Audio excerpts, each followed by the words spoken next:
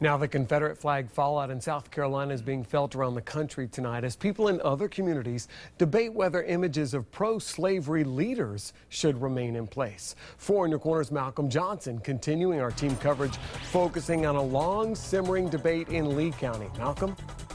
Lee County is named for Confederate General Robert E. Lee, who fought long and hard to keep slavery going. So having a huge portrait of him in the county commission chamber has often raised eyebrows and tempers. And given what's happening in South Carolina, the debate over whether General Lee should stay or go is back in the spotlight. With a hand on his hip, standing proudly in a gray Confederate uniform, Robert E. Lee is front and center in your county commission chamber. For years, there have been calls for him to come down. And a longtime civil rights leader tells me he's heard just about every response to keep General Lee in the spotlight. They excuse it, well, it's all about history. Well, there's a whole lot of history I don't want to repeat.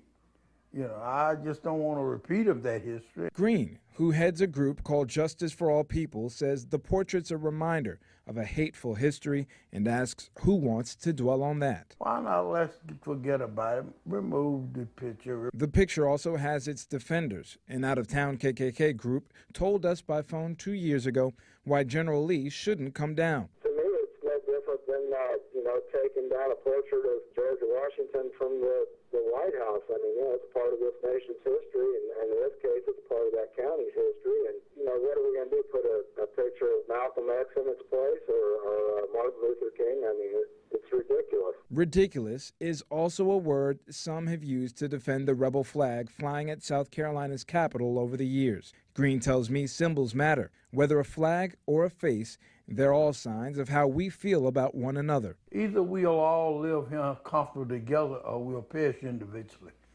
And that's why we have 9 people dead up there.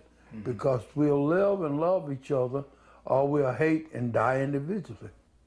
So where do your Lee County commissioners stand on this issue? Tonight I emailed all 5 commissioners with that very question. Now, in fairness, I should mention I didn't reach out until after business hours, so I haven't heard back from any of them, but I'll let you know when and if I do. In 2013, Commissioner Cecil Pendergrass told Fox 4 the portrait is about history and should stay. We'll follow up with him and the others to see if the events in South Carolina have affected their views.